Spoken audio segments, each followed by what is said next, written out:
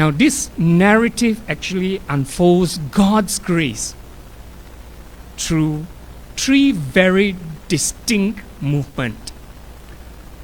The first one is we see God's grace in an unexpected circumstance from verses 24 to 26. And let's read again, this story, from Mark chapter 7, verse 24 to 26. Let's read together. Jesus left that place and went to the vicinity of Tyre. He entered a house and did not want anyone to know it. Yet he could not keep his presence secret. In fact, as soon as she heard about him, a woman whose little daughter was possessed by an evil spirit came and fell at his feet. The woman was a Greek, born in Syria, Phoenicia. She begged Jesus to drive the demon out of her daughter. See, the story actually opens against the backdrop of a very deep cultural and also geographical tension. For context, we need to see that earlier in Mark chapter 7, verses 1 to 23, the Pharisees actually confronted Jesus over the disciples' ceremonial washing of hands. And Jesus had to deal with this and debated with the Pharisees concerning the ceremonial washing of hands, because the disciples were eating without washing their hands. And that's a no-no for the Jews. And so Jesus said, whatever comes out from the heart is clean. We need to understand that Jesus is dealing with not just only the outward appearance of washing of hands, but what is more important is inside the heart. So Jesus then actively dismantled these traditional boundaries between holy and unholy. And with this context, then after that, Jesus left Galilee and went to Tyre, which is a Gentile territory. And Jesus actually, after arguing with these Pharisees, maybe he might have felt a bit tired. And so he wanted some privacy. But then it says that, there's this woman who heard about this man Jesus and went after Jesus.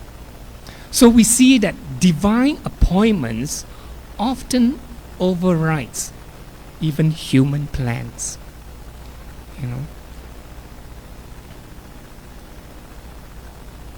And now Jesus steps across geographical borders, moving from Galilee into the Gentile region of Tyre. As I said, there he actually sought for rest and privacy.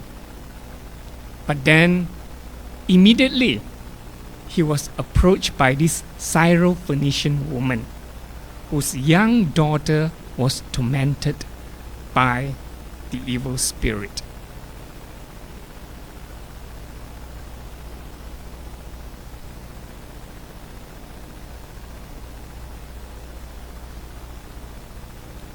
Let's take a look at the brief profile about this Syro-Phoenician woman.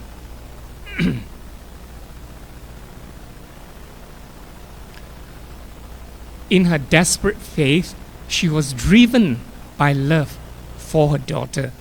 Her daughter was very sick, possessed by the impure or evil spirit. And she ignores all the societal norms, falls at Jesus' feet, and begs for help with an empty hand, but with a pure faith. Let's take a look at this profile of this woman. Oops, I think I might have missed something. Oh, okay. Sorry. There's one slide that is missing, but don't worry. I need to share a little bit about this woman because culturally, okay, she carries three major liabilities. Okay, the first one is her gender. She's a woman. And being a woman in a male-dominating society, she's at a disadvantage. And worse still, okay, in the Jewish setting, or the woman's, thank you. I thought I missed this slide. Okay. It's about her gender. And second, her Greek culture, okay, in a Jewish territory. Okay. And third, her Syrophoenician ethnicity. Meaning, as a Syrophoenician, a Gentile, they are historically hostile to the Jews.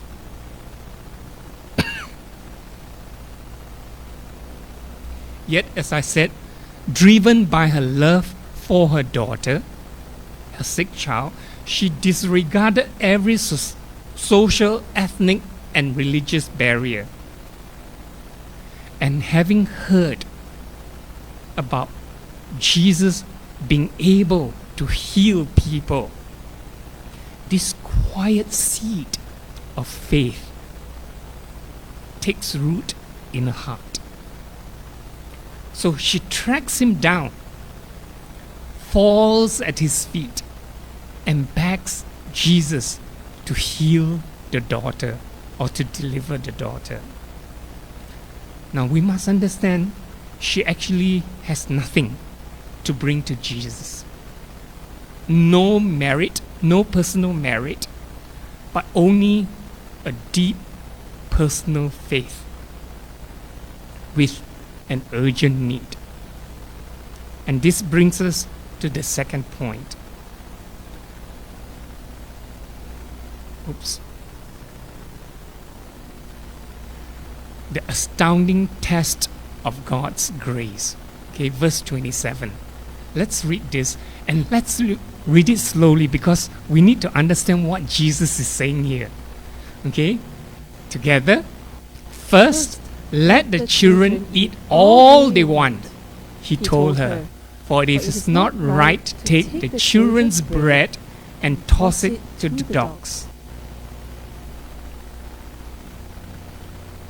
Very interesting. In fact, when I was reading this, I was asking myself, what does Jesus trying to say here? First, let the children eat all they want. Not let Xiong Xiong eat all the meat and vegetables, okay? But let the children eat all they want. But we need to take note of the very important phrase or the first word that Jesus spoke. He says, first, let the children eat all they want. The children here refers to the Jewish nation. Okay? First, let the children of Israel eat all they want. He told her, it is not right to take the children's bread and toss it to the dogs. Now, Jesus' seemingly very sharp response actually highlights two very important truths here. First, I want to talk about the theological priority. Okay? Now, Jesus notes that the children, referring to the Israelite nation, okay, they are fed first, reflecting actually God's divine timeline of salvation. The Jews first, and then the Gentiles. Okay, we see that in Romans chapter 1 verse 16, where Paul says, "For I'm not ashamed of the gospel, because it is the power of God that brings salvation to everyone who believes, first to the Jews and then to the Gentiles." Now, first here actually indicates order, not total exclusion. Okay? We need to understand that God's plan of redemption or salvation was to reach the Jews first and then the Gentiles. So here, don't mistake, because Jesus is simply highlighting the order of his earthly ministry. First, reaching out. Thank you so much.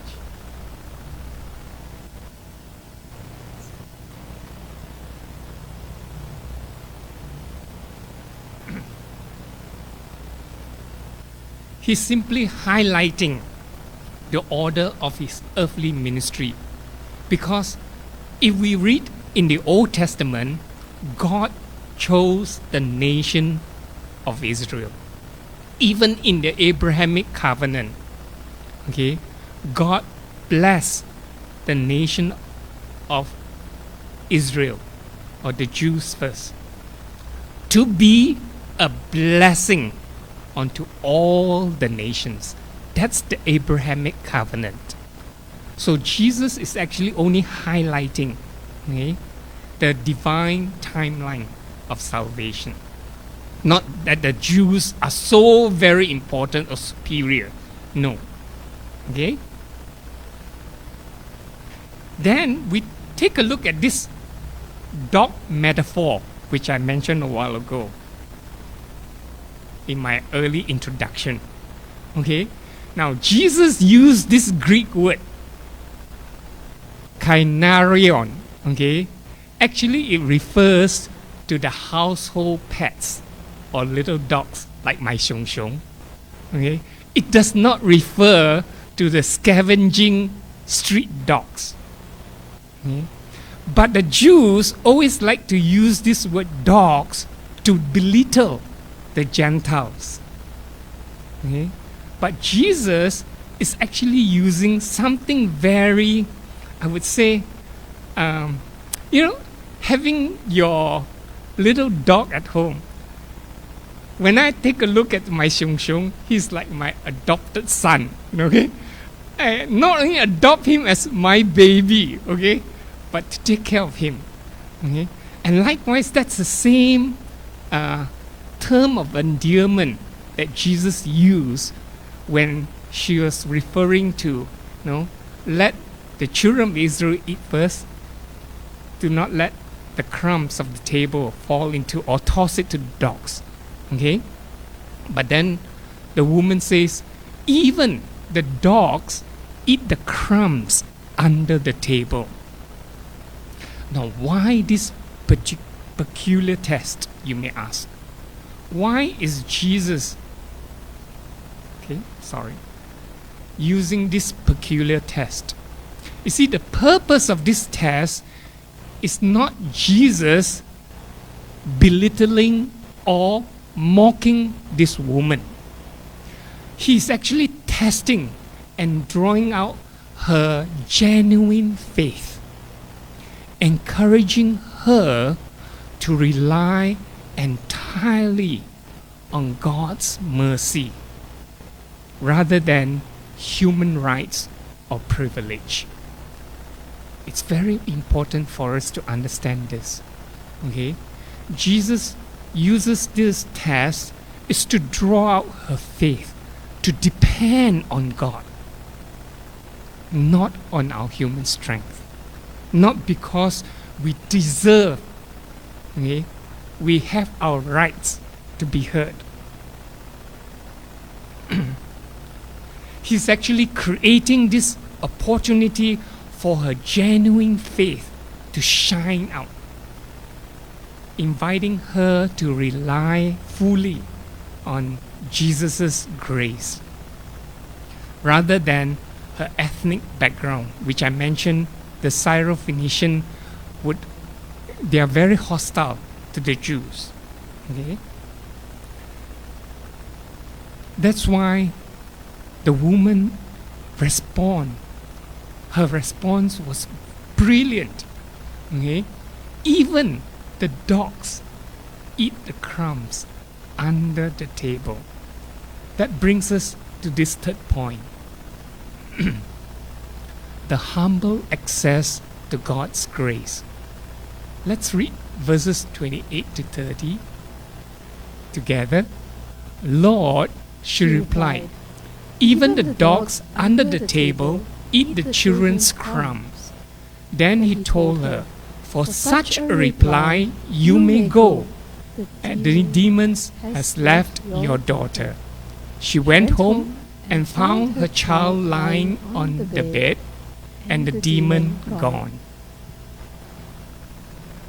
See, this woman's response demonstrates her profound humility.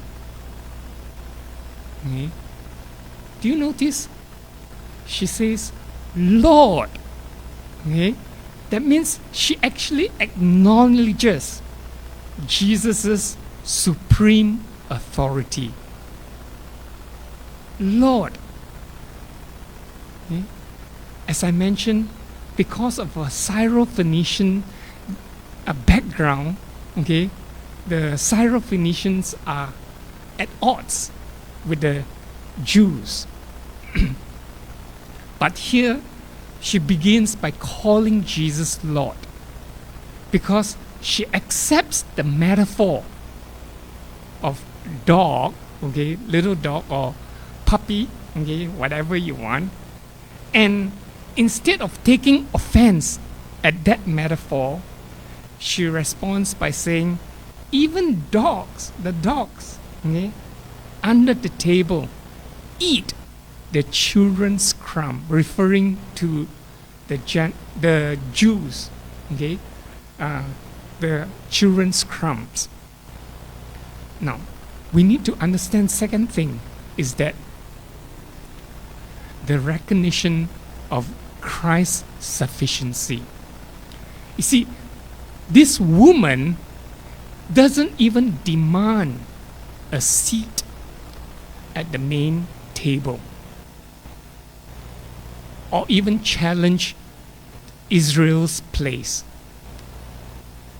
She only recognizes that a mere fragment of Jesus' power is more than enough to heal her daughter.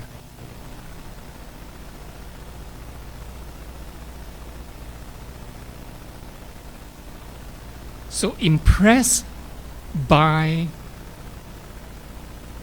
her response and her faith, Jesus grants her request. Her daughter actually was healed instantly from afar. We need to understand this.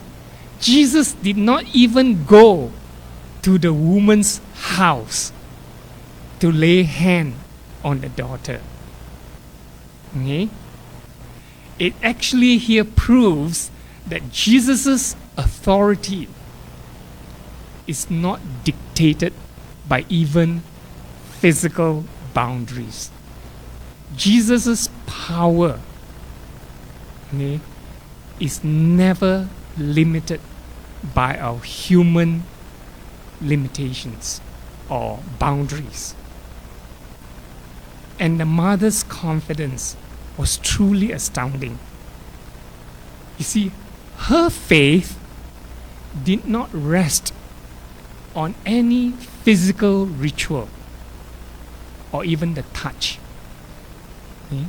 As we have seen earlier about the woman who has been bleeding for 12 years, okay, touching the edge of Jesus' cloak, her faith does not even rest upon those things. But her faith rests upon the person of Jesus Christ himself. Christ has spoken, and she literally takes Jesus at his word. He didn't say, "Hey Jesus, you must come to my house. You must lay your hand on my daughter." She didn't even demand that. And that's why Jesus commands her answer and her faith. And her daughter was healed instantly. Okay? As though it's like remote control. Jesus heals the daughter. Okay? Proving that the power rests entirely on the person of Jesus Christ himself. Verse 30 says that she went home and she found her child lying on the bed with what? The demon gone. That's her faith. That's her faith. She just takes Jesus at his word. So in conclusion, what does that mean for us today? There are three things we need to understand. God's grace first transcends our human barriers. Whatever barriers or obstacle, God's grace transcends those things. And second, God's grace is attained through persistent faith. She never gave up. Okay? She just, by her faith, trusting that, her response was very, he says, even the dogs under the table would eat the children's crumb.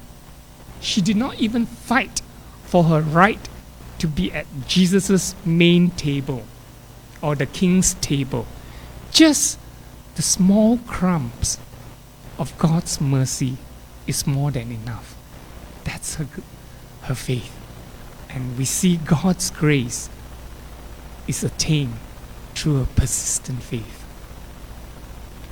And the third is that God's grace is sufficient even for our desperate need.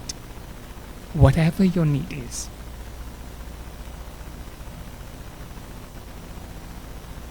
Whether we are struggling with addiction, fear, grief, broken relationships, or even with financial struggles,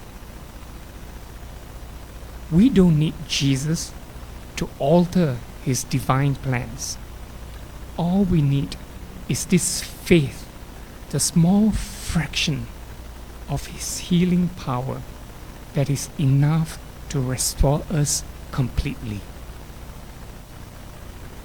So in application, you see, this story asserts to us that Jesus' table of grace is actually far bigger, far larger than we ever realize, and that his grace overflows. So what we need to do is come to him just as we are, in humble faith. Recognize him as the Lord and Master of our lives. So instead of asking for what we think we deserve, ask just only for that small crumb of his compassion and mercy. I like to do something very different, because last week, as I shared about Jesus saying, "Take courage, it is I, don't be afraid." As I close here, I like to close with a prayer where I do not know whatever needs you have, Okay? Whatever desperate plea that you have. Okay? But I like to say a prayer that I like for you to echo in the silence of your heart, or you can whisper to Jesus. So I'm going to say that this prayer, okay, and you seated, and whatever needs that you may have, okay, remember Jesus' grace transcends our human barriers.